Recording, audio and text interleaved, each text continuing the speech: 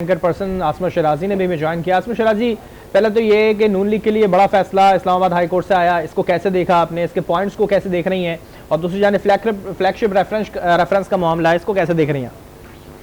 देखिए, जाहिर है कि ये फैसला तो एक्सपेक्टेड था। उसकी वजह यह है कि इस केस पे पहले से ही मरियम नवाज साहिबा की बरीयत जो है वो हो चुकी हुई थी, लेकिन उस वक्त ये दोनों अपीलें साथ साथ थी। मियां नवाज शरीफ पाकिस्तान में नहीं थे, लिहाजा उनकी अदम मौजूदगी में यहाँ पे उनको इश्तिहारी करार दिया गया था।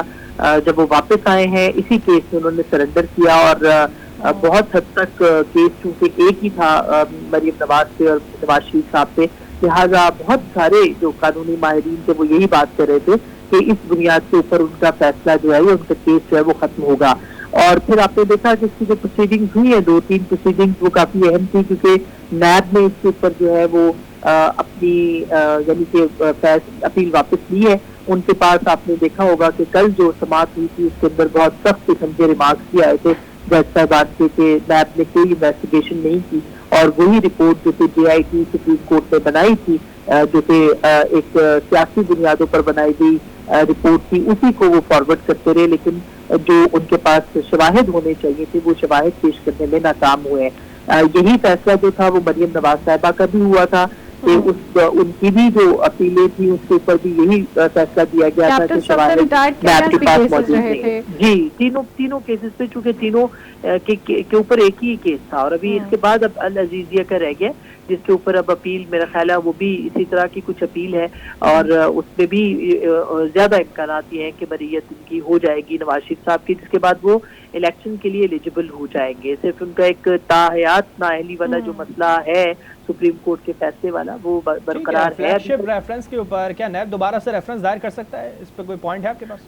मेरा ख्याल नहीं है कि इस तरह के फैसले में, जिस तरह से आज या कल 2 दिनों में जो प्रोसीडिंग्स हुई इसकी, उसके अंदर नैब के पास कोई भी शवाहिद जो थे वो मौजूद थे। अगर होते तो जाहिर है वो पेश करते, क्योंकि आज भी जो जज साहब ने कहा कि आप अभी तक इसकी जो अपार्टमेंट या जो इनकी जो एवनफील्ड की जो मलकियत थी उसका आप फैसला ही नहीं कर सके, तयन नहीं कर सके आप उसकी, यानी इतने सालों ये फैसला होता रहा। 2016 से लेके अब तक, ये पानामा के बाद से ये मामला मीडिया की जीनत है, मीडिया ट्रायल हो रहा है, इसके अलावा इन्वेस्टिगेशन हो रही थी, नैब की इंक्वायरियां चल रही थी, उसके बावजूद वो जो वहाँ पे प्रॉपर्टी है उसकी ही वो तयन करने में नाकाम हुए हैं। यानी इस कदर ये नैब की जो कारकर्दगी है उसके सवालात हैं, और इस कदर ये जिसे कहना चाहिए इदारा पॉलिटिकल मैनिपुलेशन के लिए, पॉलिटिकल विक्टिमाइजेशन के लिए इस्तेमाल किया गया है। और अब तक कोई भी, आप देखिए सिर्फ ये केस नहीं, इससे पहले जितने सियासतदानों के ऊपर केसेस बने हैं,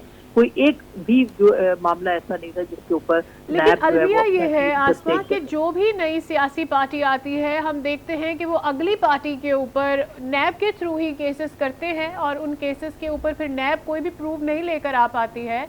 और एक के बाद एक सियासतदान इसमें फंसता चला जाता है। तो यकीनी तौर पर ये सियासतदानों के लिए सबसे ज़्यादा नुकसानदेह है, और सियासत के लिए, लेकिन उन्हीं की जानिब से फिर केसेस भी बनाए जाते हैं। जी बिल्कुल, आपकी बात दुरुस्त है सादिया, कि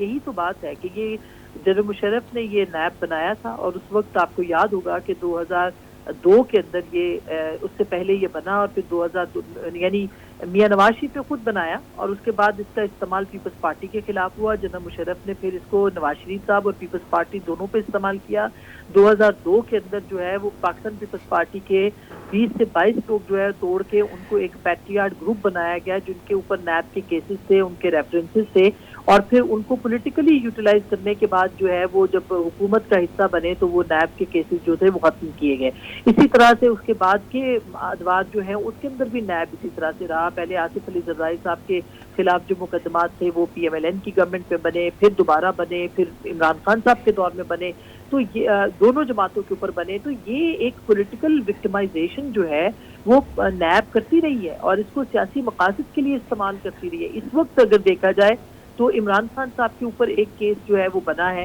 जो कि इस निगरान हुकूमत के दौर में, और उसके बाद जो है उससे पहले जो है वो बनाया गया नैब की तरफ से, वो था 190 मिलियन पाउंड स्कैंडल। और दिलचस्प बात ये कि ये इतना वाज़ेह केस है,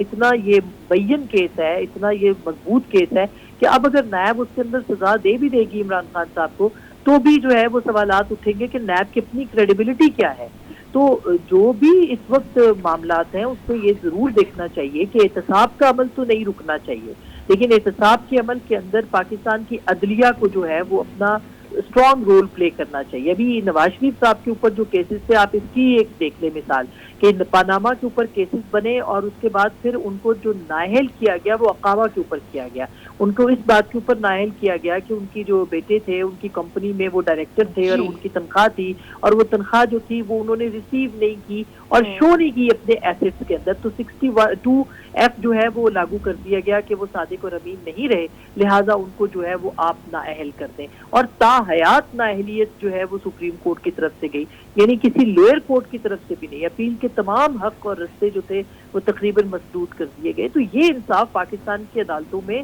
ہوتے رہے۔ اور پھر اب دوسری طرف آپ دیکھیں عمران خان صاحب کے کیسز اگر ہم کمپیئر کریں، ان کو سیشن کورٹ سے فیصلہ ہوتا ہے، ان کے پاس ابھی بھی بہت ساری اپیلوں کے حق موجود ہیں، وہ جا سکتے ہیں، لیکن انفارچونیٹلی اگر سپریم کورٹ کے اندر جو ہے وہ اس طرح کے سیاسی فیصلے ہوئے اور ہوتے رہے تو پھر اس کے بعد آپ کس کے عدالت کے پاس جائیں گے، پھر کون سی نیب اور باقی ادارے۔ لیکن سوال وہی پہ ہے کہ احتساب کا عمل تو نہیں رکنا چاہیے، لیکن احتساب جو ہے وہ سیاسی پسند ناپسند کے اوپر نہیں ہونا چاہیے کہ اسٹیبلشمنٹ کو ایک جماعت پسند تھی تو اس کے اوپر کیسز نہیں بنائے، دوسری کورٹ سے اس قسم کے فیصلے آئے جس نے ان کورٹ کے فیصلوں پر بھی کئی سوال اٹھا دیا۔ عاصمہ شیرازی، اینکر پرسن آج نیوز، طارق چودھری صاحب بیورو چیف اسلام آباد ہمارے ساتھ موجود تھے۔ میاں نواز شریف کو ایون فیلڈ ریفرنس سے بری کر دیا گیا ہے، نون لیگ کے لیے اور نواز فیملی کے لیے ایک بڑا ریلیف۔